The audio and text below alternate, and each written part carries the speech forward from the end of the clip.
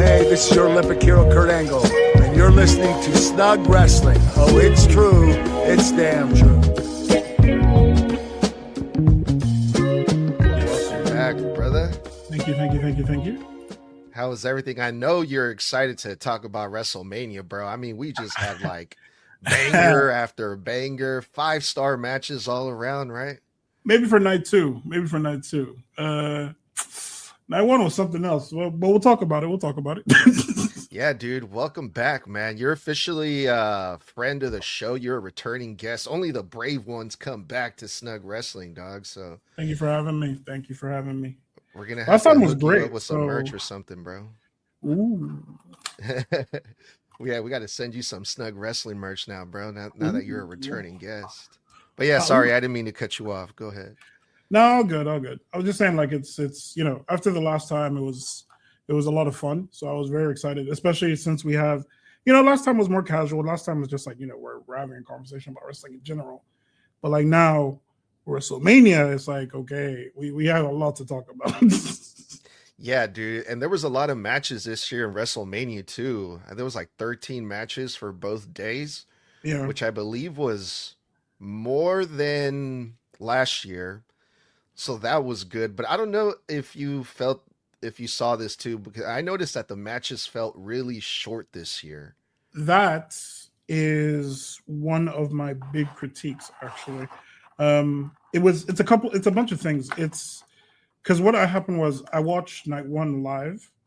So I was watching it on Netflix, and I found myself watching more commercials more than matches. Mm-hmm. I found myself seeing Hulk Hogan on screen more than some of the people that were wrestling on the card. It was weird. But then night two, because I wasn't watching live, I was watching on Netflix, and there were like no commercials. There were no ads. And that was a significantly better experience. Even though the matches, some of the matches were still short, but like it was definitely better because I didn't have to sit through Christ. Yeah, dude. I feel your pain, man. I feel your pain because, I mean, if you're in Dubai, if you want to catch it live, you kind of have to be up until the ass crack of dawn, and then you stay up so late, and then it's just, you're like, you kind of get buyer's remorse at the end, right? I was not pleased. I was so upset. I was watching it with a friend of mine, and he said that like he's not even going to watch night two because of how bad night one was. And I'm like, no, you gotta catch a few of them. He's like, no, I don't care. I'm done. I'm like, Jesus Christ. Yeah, and that's how you lose people, dog. That's how you. Yeah, that's true. But it's still crazy that I'm sure the WWE sees all the backlash, all the heat that they're getting, the crowd reaction on the internet. Yeah. But it's interesting because people are still buying the tickets. People are still going out of their way to be at the shows. And I'm one of them. I'm guilty of that too. And I'm one of the ones that complains about it all the time. But as soon as I find out they're in my town, I'm there. Like, I'm not missing that show. It's kind of crazy, miss it, bro. Like it's an experience, especially when we're talking about something as big as WrestleMania. I don't blame anyone for going, even if like the people that could, I don't blame them for going. But at the same time, like at some point we have to sit down. Oh, I guess you guys, I don't know. You guys, those of you that can actually go to the shows, you need to like vote with your wallets, dog, because this is ridiculous. That's another thing too.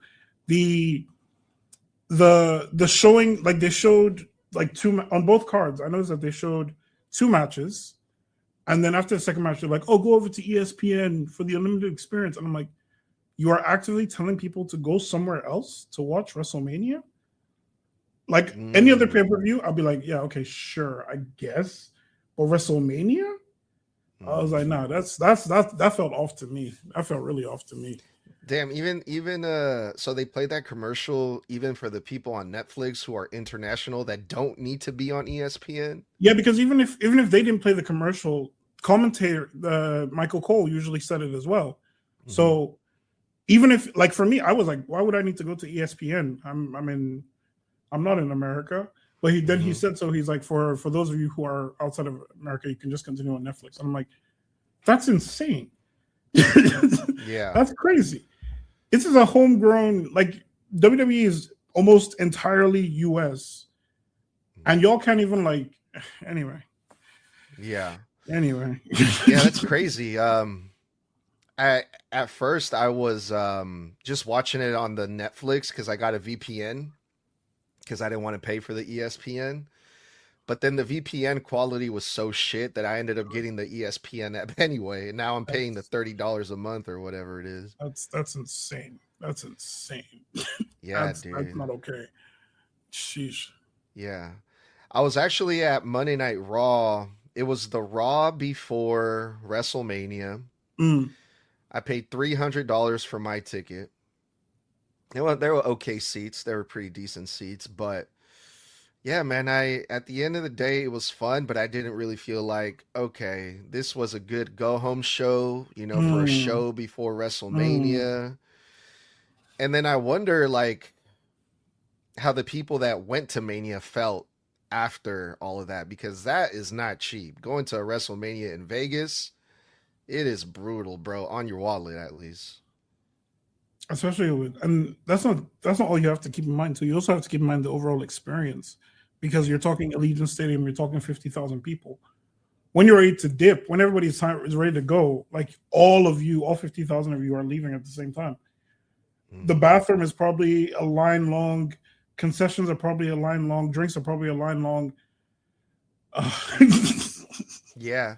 I mean, I went last year, and maybe, I don't know, maybe I was a little sippy, But I remember it was pretty fun leaving the arena and just seeing all the chaos and the fans. Like, it wasn't that bad, but also, to be fair, like last year WrestleMania, like you leave, sorry to cut you off. Last year WrestleMania was pretty solid, all things considered. So like you have that additional like high of like, I just watched something really good. So like, even if the situation was shit, you wouldn't feel it as much, because you're like, yeah, I got my money's worth just for seeing that match live. Yeah. Yeah, I think I felt like that last year. But it was kind of hard to watch the show and pay attention because we got seats, but we were way at the top. Nosebleeds. Yeah, so we kind of had to watch the match through the Titantron for the most part, because you can't really see from all the way up there. You can't really see. So that was kind of hard to focus and pay attention on what was happening, but yeah, man, that's just me. All right, you ready to get into these matches, Dayo, or what? Oh my god. Yeah, let's do that. Let's do that. All right, let's get started with night one, because we did have a lot of title changes, a lot of unexpected things go down. Let's start off with, the fact that John Cena was the host of this thing. He showed up in a suit and tie. Corporate John Cena is what some people were calling him. How did you feel about seeing John Cena in this role, especially after just retiring not that long ago? I don't. Man, it was weird. It was really weird. No, I wouldn't say it was bad. It was just, I wasn't prepared for that kind of whiplash. You know what I mean? Like, we just had him in the ring a few months ago. Yeah. And he was champion a few months ago. So for him to now come out in his suit, and it sounds like John Cena, he's making all the Cena like quips, but you can tell that like they put him on a leash. I feel like they really put him on a leash.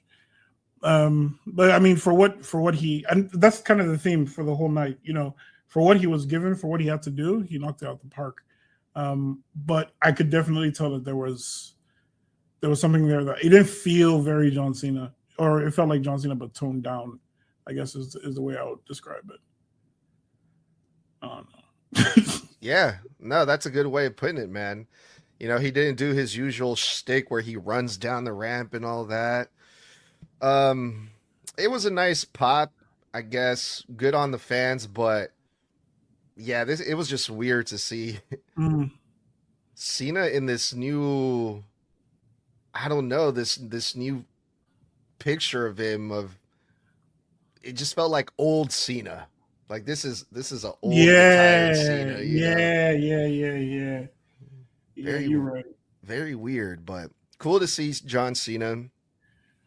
And then we can't talk about WrestleMania without talking about the celebrities, Dayo. IShowSpeed was in the opening match in the 6-man tag versus LA Knight and the Usos. What did you think about IShowSpeed performance here? Did you think he looked good? Did you think he fit? Or did you feel underwhelmed by his appearance here? Here's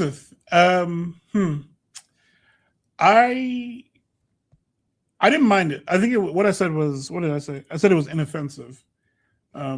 It's his first match. He hasn't trained as much as like a Logan Paul did for his first match. Or at least it didn't feel like he did. One thing that I did notice though is I can't remember when, but at some point during the match, I was like, no, he could rock this and he could be like a cruiserweight because he doesn't look anywhere near as jacked as the rest of the people around him. But he could definitely pull off like cruiserweight. Like I could see him, like if 205 Live was still a thing, he could definitely hang. I think so. But even if 205 wasn't a thing, like I think he could. It's just like he would need to put on. I think he'll need to put on a bit more pounds, unless they go like the underdog angle. But yeah, he's naturally athletic anyway, so like he didn't look out of place. It just you could tell that like a few of the moves were a bit sloppy. They had to do a bit more choreography around him. To make up for some of the things that he dropped. But I think, like I said, it was inoffensive. It's his first match, WrestleMania as well. Like he's used to streaming behind, a camera. So to have 50,000 people screaming when he's doing things that he's never done before. I mean, credit to him. He hung. And that I think his I guess dive frog splash on Logan Paul, I think to the credit of night one, or it says what it says about night one, but I think that was one of the moments for night one. I think there were only like 3 moments for night one in the first place, but I think that was definitely one of them. I can see IShowSpeed fitting really well in the speed tournament thing that they do down on NXT. Fair. I mean, it's right there. His name is Speed. So, it fits perfect. Yeah, it fits perfectly. I thought IShowSpeed was gonna freaking fall and break his neck when he tried to hit the C on the fucking top turnbuckle. I'm like, what are you doing? Do not jump, bro. I was worried, but he was there with veterans too, so I'm not like, yeah. They're not gonna let him spill and break his neck. That's ridiculous. Yeah, thankfully. No, that was cool. I thought it was a cool way to start off Mania, and I think the right team won too. LA Knight actually got a win at a WrestleMania. Holy shit! Yeah, right. 2026. Who would have thought? Took him a few years, but had to do with the Usos and against IShowSpeed, but he did it. He did it. They need to do something with that dude, bro. I can't. Yeah. I mean, it looks like they might now. I don't know if you caught Raw last night, but he was out there confronting Gunther, talking about the World Heavyweight Championship, so I think that's a good sign. Okay. We'll see how that goes. Yeah. That's tough though. I haven't watched Raw, but like, dude. Yeah. Putting him against Gunther after Gunther, okay, that's the choice. Yeah, it is, and if you think about it, Roman is the new World Heavyweight Champion on Raw now, so that would be what, LA Knight versus Roman potentially. What are the odds? That'll be solid. Yeah. All right, Dayo. I know you're a big AEW fan, and AEW is known for their crazy hardcore matches that they do, the Texas Death Match. But how did you feel about this unsanctioned match between Jacob Fatu and Drew McIntyre? See, I knew you were going to say that. I knew you were going to call that out. Okay, so Sorry, bro. It's okay. So I might be AEW pilled. But that was well, how did I describe it? I said that was the tamest unsanctioned match I've ever seen. Now again, like you said, I'm used to AEW. They're doing all sorts of stuff over there. It's usually somewhere between the lines of like chaotic and just fine. This was pretty tame.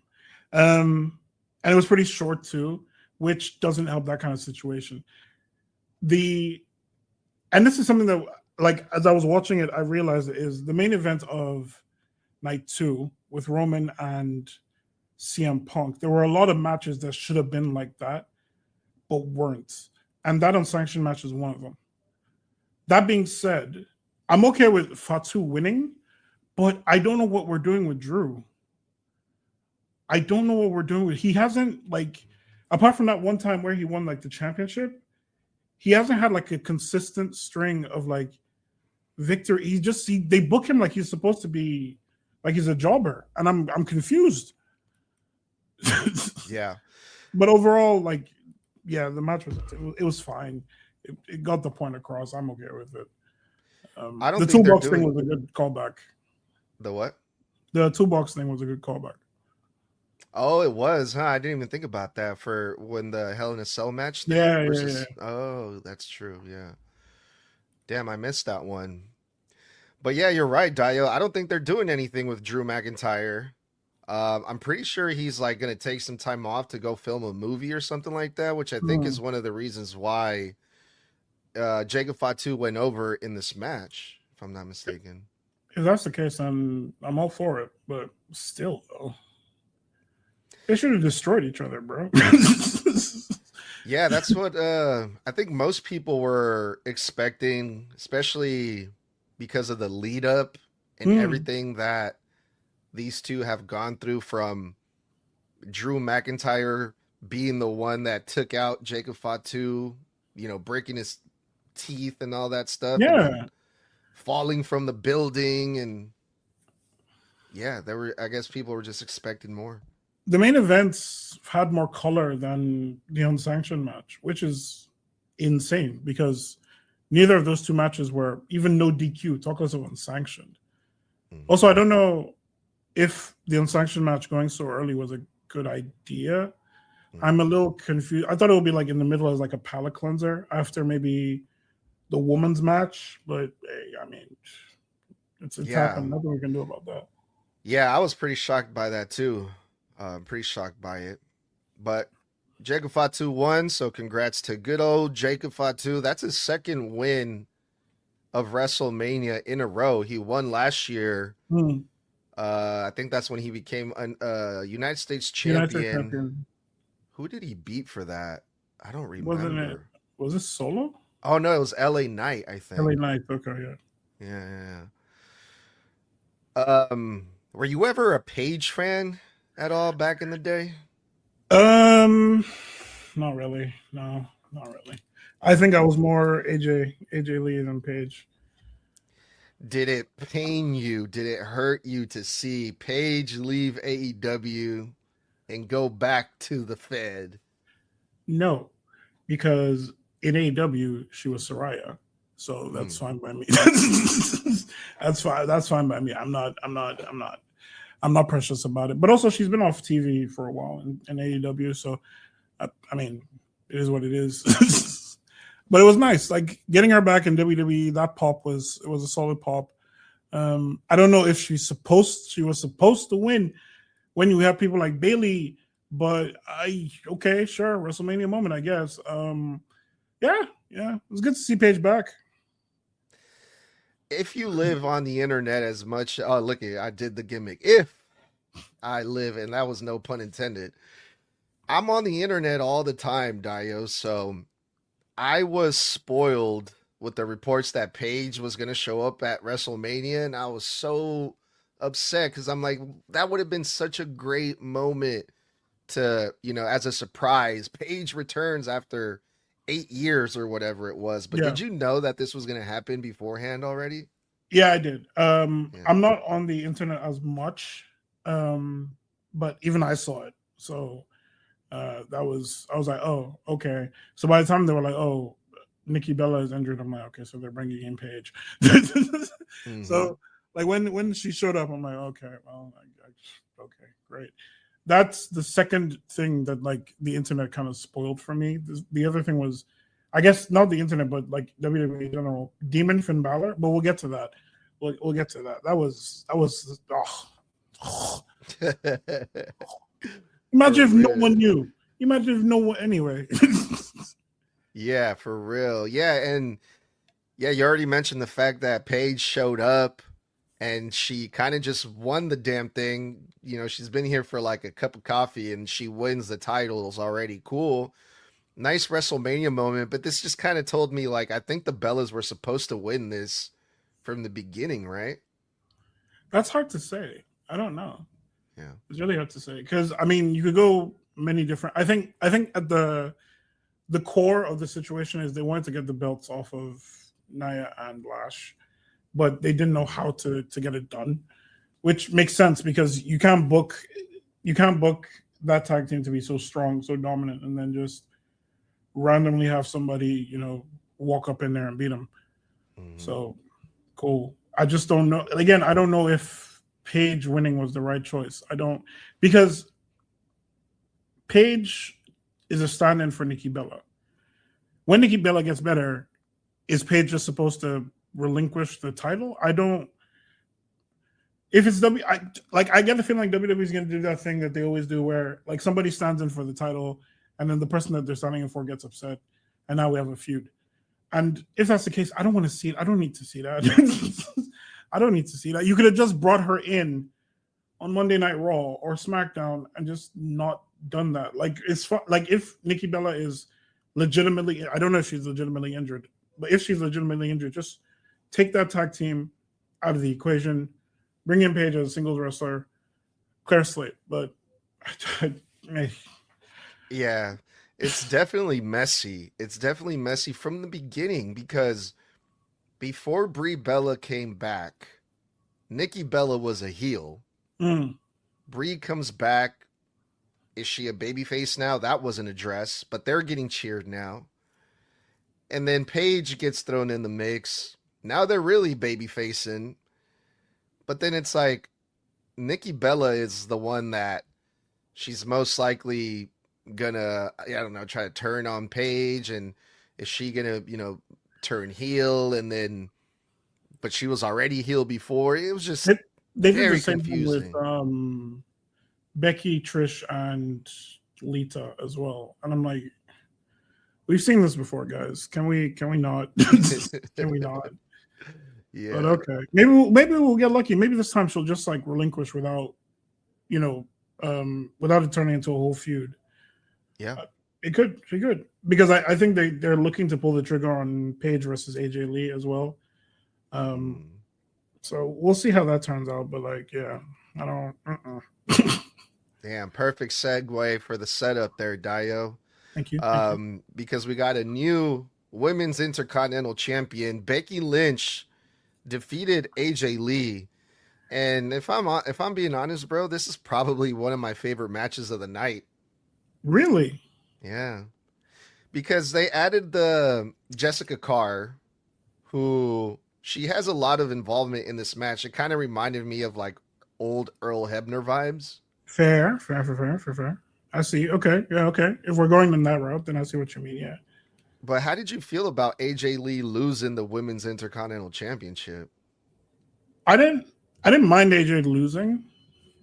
Just that match I think that match was one of the biggest ones where I was like, how is this over already? You know what I mean? Like, for as big as a feud that this is supposed to be, this match is over in seconds. And it's just like, that left a really bad taste in my mouth. Because, like, I was writing my notes because I knew we were going to do this. I forgot that Becky and AJ wrestled. Like, legitimately. At the end, I forgot that they wrestled. Because I think the match lasted less than 10 minutes. Yeah. And the highlight of that entire thing was that Becky and the ref got into it for a little bit. And I'm just like, why? We could have had a proper normal match and still had that angle in there, but then we didn't. And then I don't know. Questionable decision, man. Questionable. I don't mind Becky winning. I just wish the match had a bit more time to breathe. I wish they really went into it. But hey, also, can we talk about how up until Seth, we didn't have any like spectacle in terms of like entrances. The closest thing to spectacle that we got was like Becky's entrance, where she had like a band playing her song, and then AJ with the little munchkins. Where's the WrestleMania spectacle, dog? Where's my grand entrances? Where's my special effects, my guest appearances? Where's all that stuff to make it feel like a WrestleMania?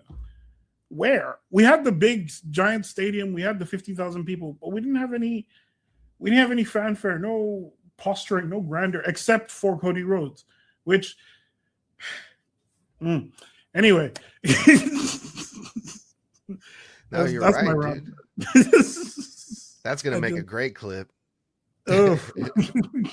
No, you're right, dude. I was actually texting one of my cousins who he watches every now and then. He watches like the big shows, the PLEs, the Rumbles, the Mania, stuff like that.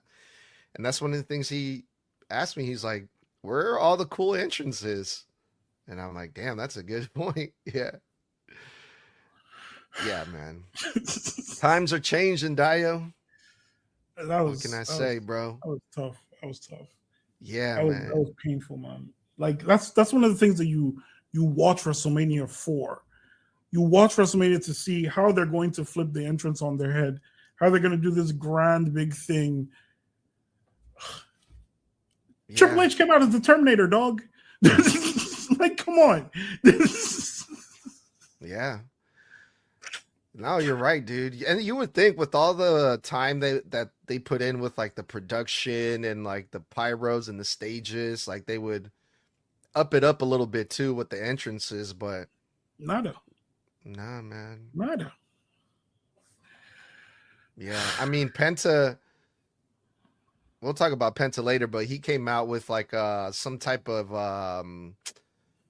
what was it? Was it like a Street Fighter homage or something like that? That was Mortal Kombat. He was Shao Kahn.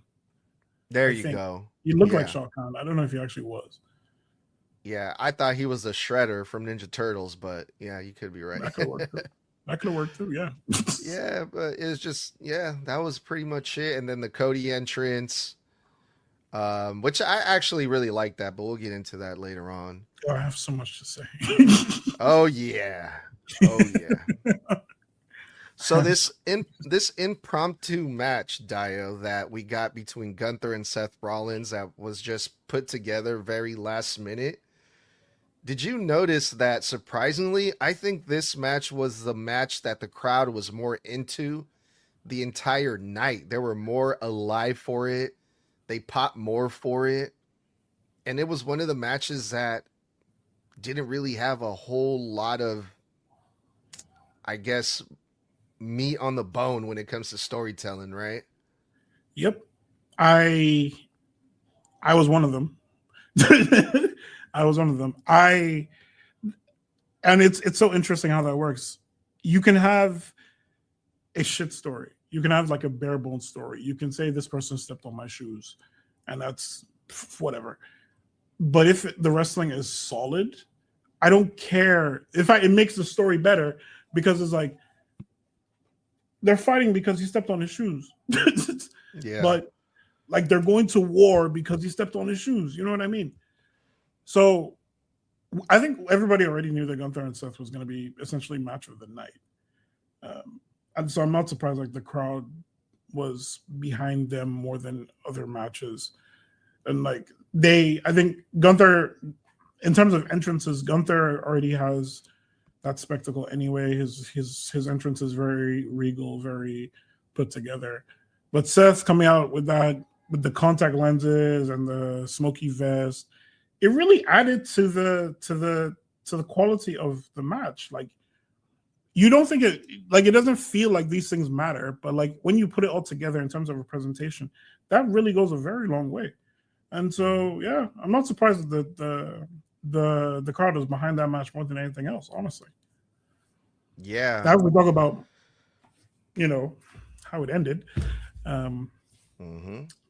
Yep, that was a thing that happened. I don't hate it. But at the same time, we were having a really good match, and kind of wish it ended differently. But I guess for the story, it's fine. Yeah, dog. Braun Breaker pulled up. He's back from injury, and he helped Gunther get the win over good old Seth Rollins. So we're picking back up where we left off when it comes to Seth Rollins and the Vision. We saw some of that last night on Monday Night Raw too. But... Okay, they continued on Raw? Yeah, they beat the crap out of each other last night, Braun Breaker and Seth Rollins on Raw.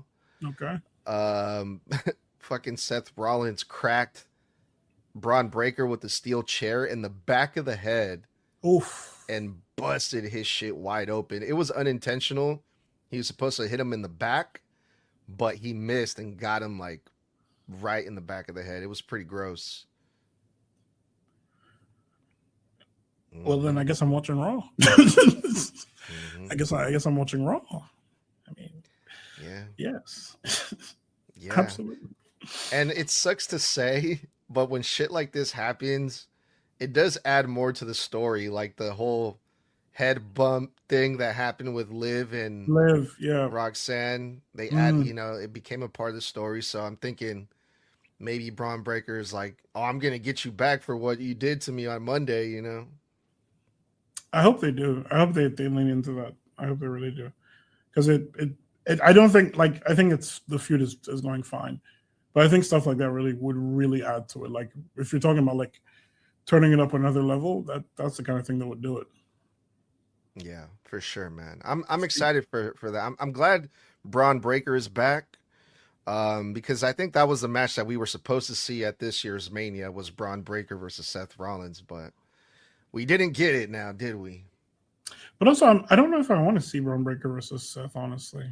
No? Like, style-wise, because I feel like Seth is always fighting these powerhouse folk, and he doesn't get to fight like technical or high flyers or stuff like that.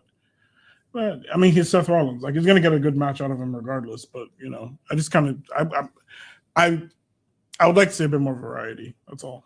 But yeah, maybe I'm just nitpicking. But yeah. Well, I know what we can't nitpick on this, Dayo. There's no way you can hate on Liv Morgan's new music video entrance. I was just like gigging all day. I know you were too, Dayo. Don't lie, Dayo. Don't lie, Dayo. Okay, so couple things.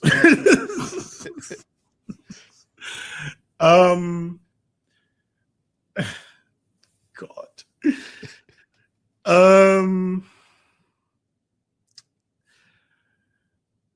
Okay, let's go top down in terms of the entire situation. So a few days ago, I want to say, they released the music video on Twitter, on YouTube, etc., etc., etc. And I saw it, and I was like, okay.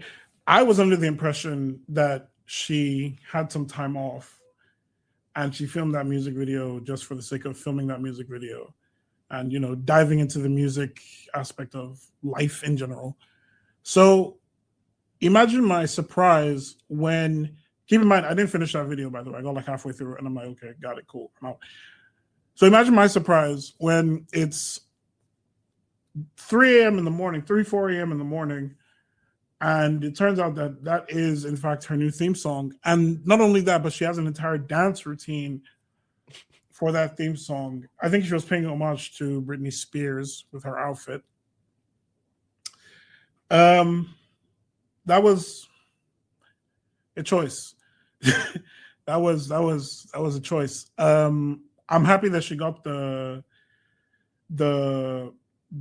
I guess the spotlight for that situation. But all I could really think about, I didn't care about the entrance at all. The thing that really crossed my mind was, dog, this is Liv Morgan. Like, this is the same chick that was cosplaying Harley Quinn in the Riot Squad a few years ago. And now she's doing her own music. She's in the title picture. Like, shout out to her, dog. Shout out to her. That being said, I never want to see that entrance again. Well, that took a left turn I wasn't expecting. I'm being honest. Also, since we're on the subject of entrances, again, I'm sorry that I'm talking about entrances so much, but like there was nothing else on night one to talk about. I don't know why they changed Stephanie's song and then just left it as this generic thing. They changed it a while ago, and I was like, that's weird. I thought for sure that like WrestleMania they'll bring back the original one, and then they didn't. And then I think somebody please fact check me. I don't know if this is true, but I think Liv's entrance and Stephanie's entrance was about the same amount of time as the match itself. Maybe I'm tripping. I could be tripping, but it felt like I watched the entrances. I started watching the match, and then the match was over. Yeah. That's not. And then the highlight for that match, as far as I'm concerned, wasn't even the wrestling. It was Roxanne and Raquel showing up. And I'm just like, really? For as big as a feud this was, I thought they would get more time. Yeah. I thought they would go a bit harder before the shenanigans. But they didn't. And then Liv just won. And I'm just like, I don't know how to feel about that. Yeah. I don't have an issue with Liv winning. It's just the way in which she won was just like, why were they rushing them? That's a good question, man. I mean, you would think because it's a PLE, they're on Netflix, they can go as long as they want. But yeah, this match was really short. And especially the way that Stephanie Vaquer has been built up, you know, she's been winning a lot, overcoming all these odds in her matches. I mean, she's had some type of winning streak of some sort. And then Liv Morgan shows up and like beats her in like under 8 minutes or something crazy like that. And I'm like, oh shit, okay. But from the beginning, when I saw Liv Morgan do the entrance and she did her own, you know, music, you know, the whole shebang, I'm like, okay, well, I think it's clear who's going over here. Right? Yeah. I think it's clear that Liv Morgan is the girl that is gonna win tonight, right? Yeah. Which sucks. You were hoping for Stephanie? Not even that I was rooting for Stephanie. I just wanted to. That was one of the feuds that I was like, okay, no, this one they're going to go hard. You know what I mean? Because I don't think Stephanie has had a really like long match or like a long like proper like knockdown drag out type match in a while. Anyway. Liv hasn't for sure. So I thought like this feud with all of the back and forth, definitely they would have one of those. And they just didn't. And I was just like, okay, sure, I guess. For real, dude. But we got a new women's champion. We didn't get Dayo. We didn't get a new undisputed champion. Randy was not able to do it of getting number 15 in the main event of night 1 of WrestleMania. Cody Rhodes versus Randy Orton with Pat McAfee in Randy's corner. Jelly Roll showed up too at some point here. What were your overall thoughts on this one? I know you got a lot to say about this one, Dayo. I have so much to say. So let me let me just take a step back from this match for a second, right? Liv and Stephanie do their thing. I'm sitting there wondering to myself, why was that match so short? They go into commercial. While they're in commercial, there's the Hulk Hogan snippets that we've been seeing all night. Some point in that snippet, we have Cody Rhodes. At some point, I didn't remember if it was the exact one, but we have Cody Rhodes talking about Hulk Hogan. And I find that really funny. Because Cody Rhodes and Hulk Hogan are... Anyway. Then, after that, we have a Wheatley vodka commercial, which is Cody Rhodes. Again, I'm like, that's okay, I guess. That's fine. We go to the match. Cody Rhodes is the only person in that entire night one who got a proper WrestleMania package. It is what it is. I'm fine. It's cool. Cody Rhodes comes out and he's wearing that the skull helmet thing, which the first time he wore it, I thought it was pretty cool. Now I hate it. No problem. You know, it's all good. It's all fine. The thing that broke me and put me in the foulest of moods before the match even started is the fact that Cody Rhodes gets all of these things back to back. And on top of all of that, he is literally in all gold. He is the literal golden boy of the fucking company. The only one that gets, oh, no.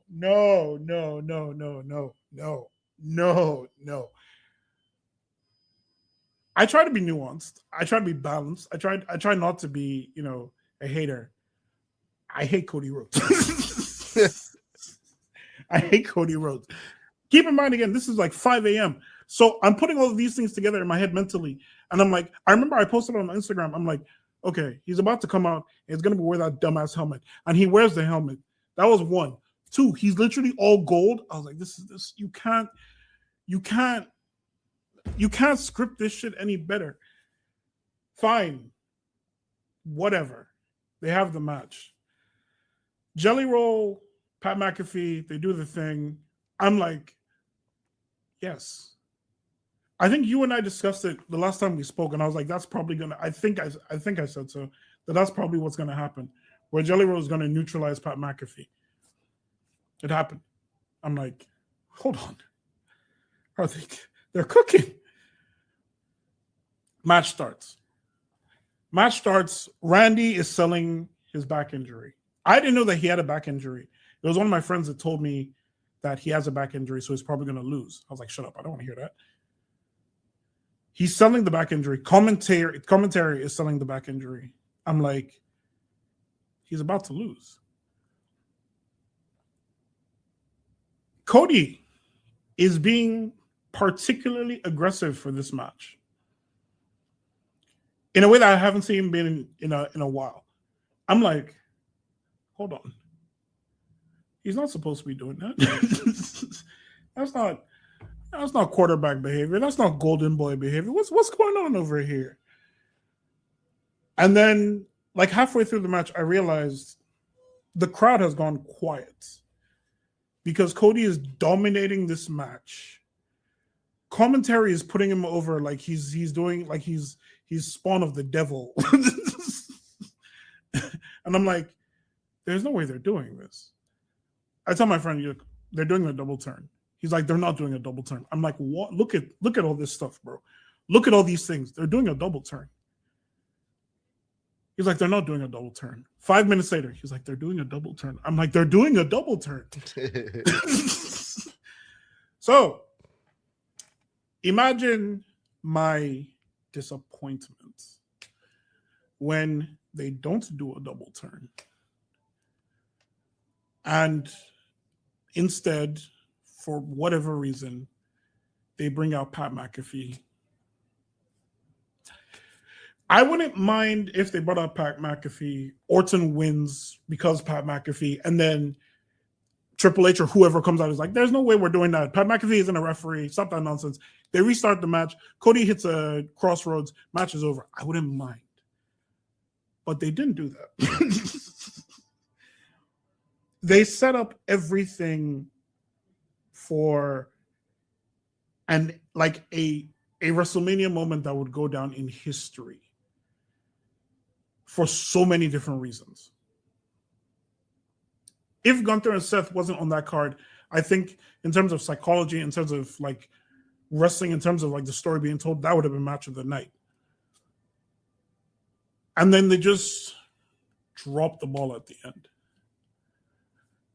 I've been watching wrestling for a good amount of time. I have never been so disappointed, heartbroken, pissed off. I was invested, brother. I was like, no. Because I've been on record saying that like Cody Rhodes needs to turn heel ASAP. Mm-hmm. I'm sick and tired of this whole the best ever. No, I'm sick of it. I want to see Cody Rhodes go heel. And they had it set up to where he could have gone heel in a believable way, in a sensible way, in a way that makes sense with the story that was being told. And they didn't. And I'm thinking to myself, I sat there because at that point it was like 6 a.m. And I'm saying to myself, like, what possible reason would they have to not do this?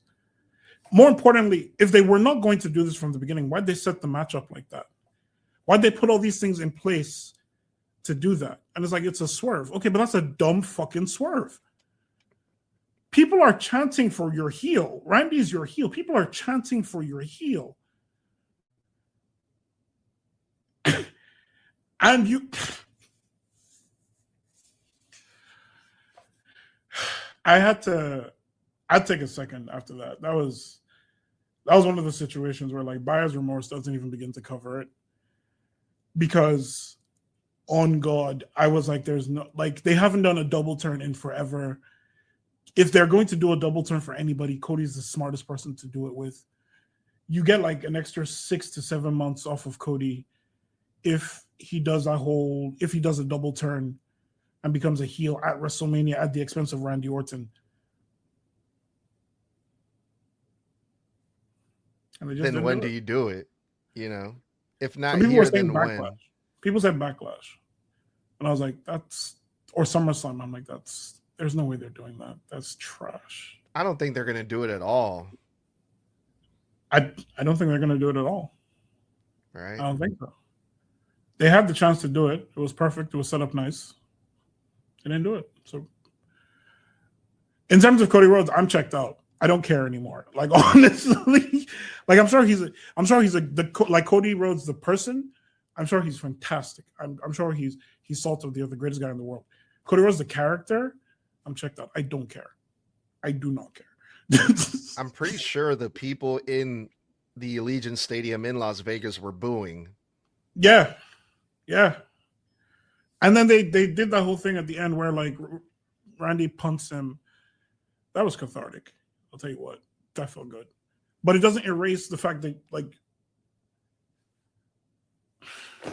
yeah, a lot of people were not happy with this outcome, and it kind of makes me wonder if the people are going to keep turning on Cody, or maybe not, because the WWE still claims like, well, it's mostly the IWC that doesn't like Cody, but the fans in the arena are always doing the woes and buying the merch, and even though we don't really see it, the WWE claims the fans love Cody, and they're going to continue to push Cody if that's really the case. I think that's the thing that never made sense to me, right?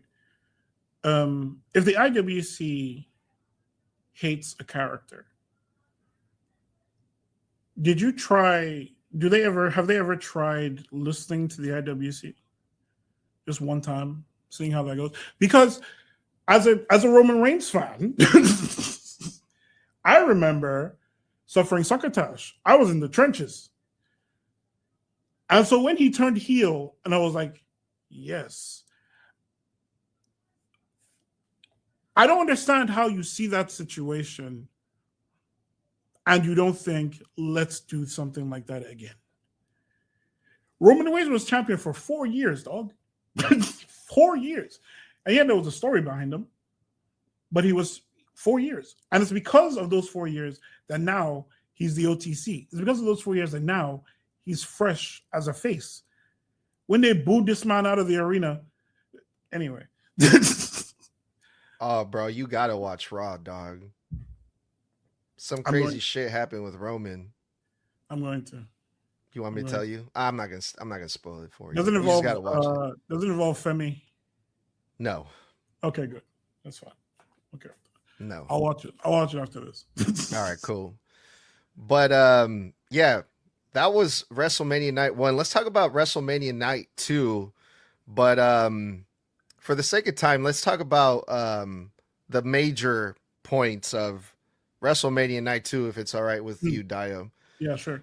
We got to talk about Obafemi versus Brock Lesnar because you're Nigerian, right? If I'm not mistaken. I am. Obafemi won. That must have been a great moment for you, right? He did.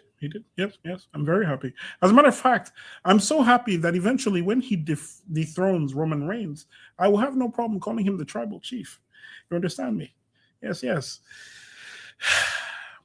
was good. Shout out to Brock. Shout out to Brock. Brock really did his thing on that one. He made him look fantastic, and then he retired immediately after.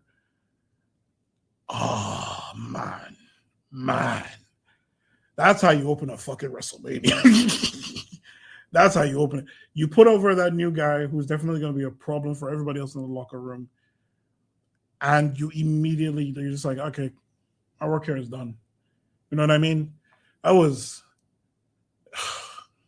crazy. Lovely.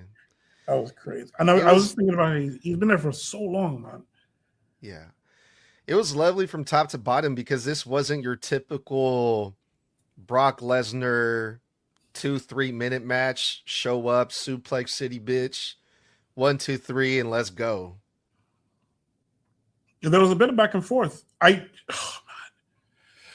It's so well. Anyway, I love that entire thing where like Femi sent him outside, and commentators are putting that entire situation over. Like, yeah, that's what Brock Lesnar needs to do in order to beat someone that's matching him, and it made perfect sense. So you had that through line of like, okay, inside the ring, Femi's gonna beat him. Outside the ring, Lesnar has a chance. They were outside. Lesnar did what he could outside, threw him back inside the ring, and then Femi just recaptured it again. It was so good. It was so good. And then he retired after, and it's like, man.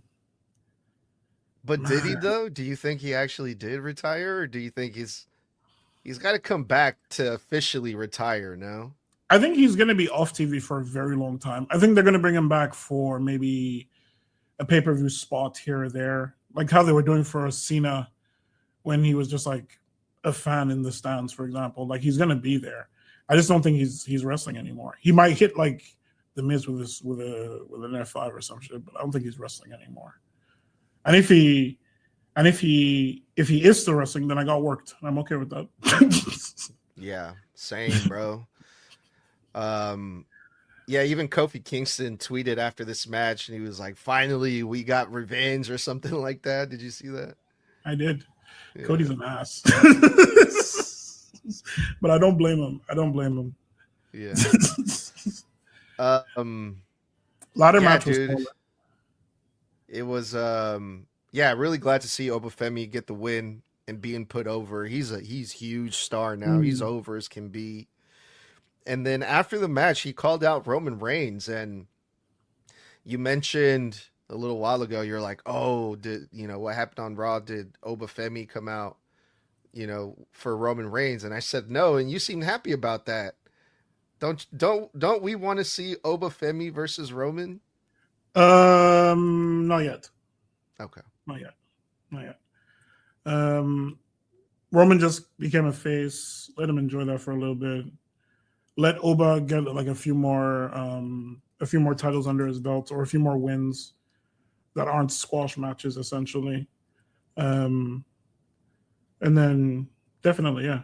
Like I said, if/when, I have no problem with Femi like coming in and beating Roman Reigns and then becoming the new tribal chief. Like, I don't have it, because Femi's presentation so far has been very much grounded. It's been very much, I'm here to fight, I'm here to mess your shit up without like losing.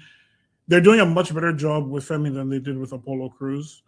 And so that transition of tribal chief in terms of the name, I'm 100% down to call him the tribal chief. Like if he beats Roman, and that's coming from, like I said, a Roman Reigns fan. Like, I am down. Yeah, and you're right, dude. I don't want to see it that soon either, because Roman Reigns just won the championship too. So if you put him up against Obafemi right away, it kind of loses that believability that, oh, Obafemi might actually beat Roman. Like, no one really believes that, right? He could, though. He could do it. They could do it. What I was thinking was they could do what they did with Cody. Throw Oba against Reigns, let Reigns like knock him down a peg, and then let Oba just go on a tear after. I'm talking like he's running through people, just picking up championships as he goes, and then at some point he beats Reigns. But then power creep is a thing. I want to see how they handle this, because for Femi to beat Lesnar means, for all intents and purposes, Femi is that guy. He's on top right now. So it's going to be very interesting to see who beats him, who his first loss is going to be, and how they do his first loss. That's what I'm really interested in. Yeah. All right. Well, one more match that I have to get your opinion on, Dayo. We have to talk about the main event of WrestleMania Night 2. By the way, WrestleMania Night 2, I think it's clear it was a far superior show or night because of, the ladder match, and we also had the U.S. title match, which I thought, for what it was, I thought it was really good. We got a new U.S. champion out of that. But the main event, I think, of Night 2 was also a lot better than the main event of Night 1. Yeah. Roman Reigns versus CM Punk. And Roman Reigns became the new World Heavyweight Champion, which is interesting. Yeah, put your ones up for Roman. The World Heavyweight Championship is a workhorse title, as that's what we want to call it, which is the guy who defends it all the time. The guy who has that championship is on TV almost every week. Seth Rollins did it. CM Punk did it. Jey Uso did it. Gunther did it. But Roman Reigns is the World Heavyweight Champion now, who's not known to do that at all. But what did you think about the outcome and everything that we saw on Night 2, Dayo? Okay, let me do a very quick recap of everything, because I think, yes, the beginning match and the last match were like the most important ones, but I think we have to just very quickly rush, because that ladder match, I have no notes. JD and Rusev MVPs, by the way, easily. Rhea and Jade was kind of missable. I don't really care about Rhea and Jade, because, I mean, there was interference at the end. Nobody gives a fuck. Sammy and Trick, like you said, for the most part, it was fine what it did. It did what it did. Nothing too crazy. I don't know if I personally would have put Trick over, but at the same time, like, if not now, then when? Reigns versus Punk was... Reigns versus Punk was... I don't know how to talk about Reigns versus Punk properly. This isn't me saying that it was the greatest match of all time. No, it wasn't. But the presentation, the psychology, the storytelling was very good. I'm not surprised, because it's Roman Cinema Reigns and it's CM Punk. But at the same time, what I thought we were going to get and what we got was completely different. There were no interferences. I don't think there was any there was no referee shenanigans. They went in there and they just beat the hell out of each other. The only issue that I have with that match is that point where Roman hits CM Punk with the steel steps, because I'm like, that's a blatant disqualification, dog. They put over, they're like, oh, referee leniency, blah blah blah blah blah blah. No, that's a disqualification. I wish CM Punk had a chance to do the same back so that it balances out. So the referee is like, okay, I can't, like, fine, whatever. But regardless, I don't have any other notes. I really don't. That main event is what I wanted from Cody and Randy. That main event is what I wanted from Liv and Steph. That main event is a lot of matches, I think, could have followed that blueprint.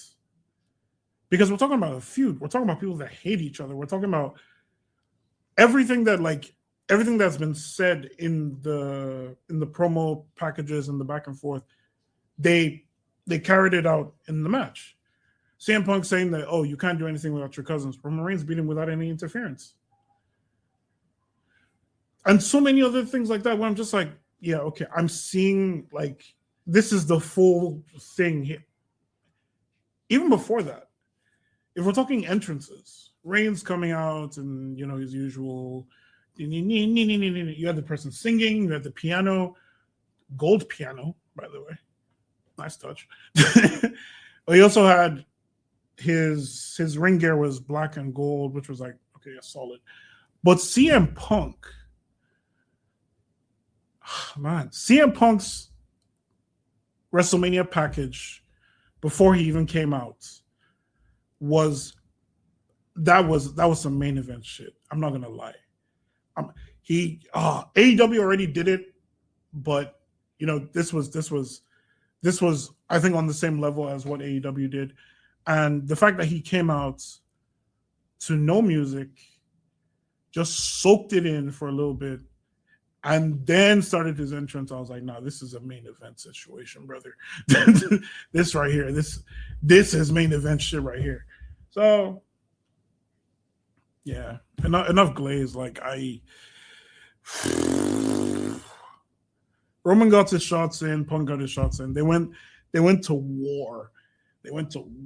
And they did it without weapons. There was no unsanctioned match. They tore the whole side of the ring apart. They put it all out there in the ring, like to the point where, like, oh, it was so good. CM Punk just collapsing so many times. And it makes sense because Roman Reigns is stronger than him. And Roman Reigns has that kind of gas where he's just looking to wall up you. The guillotine's coming into play. Oh, man. I have nothing bad to say about that match, honestly. I don't. And this isn't just because it's Roman Reigns. It's because that was just a good match. Like, honestly. And that's, yeah. Yeah, dude. No, you're right on point, man. You hit it right on the head with that one, dude. This did feel like a battle. I mean, like a war, you know. And I was actually watching it with my daughter, who she doesn't really like to watch wrestling with me, but she was watching it with me that day, and she said it was the most rage-baited match ever. I'm not sure what that means, but I guess that's what young folks say nowadays.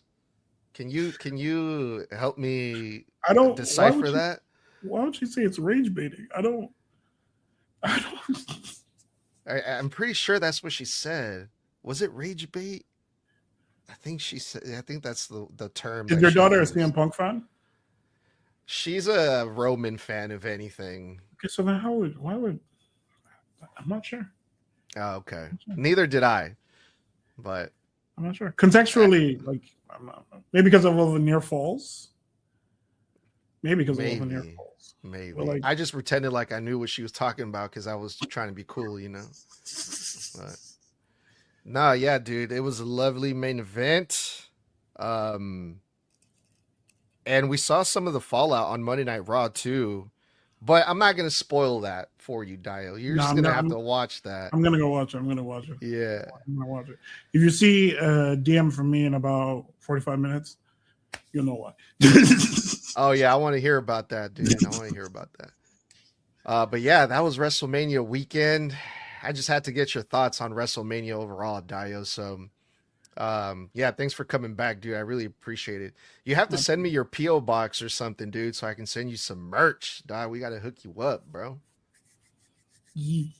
I got you. I'll send it over. Let's do that, bro. Yeah. But yeah, that was the WrestleMania review with myself. My name is Edgar and Dayo Adebola, aka the BlackLooneyToon. I can talk wrestling all day with you, bro. Same. So yeah, man. Until next time, we'll see you really, really soon. I'm gonna be hitting you up a lot for these things, if that's cool. Absolutely, brother. Absolutely. All we have to do is figure out that time difference, and then we're golden. Fuck, I know. Well, we'll see you guys on the next one. Be sure to follow and leave the star ratings and the reviews. Like, comment, subscribe, and all that good stuff. And we'll see you soon.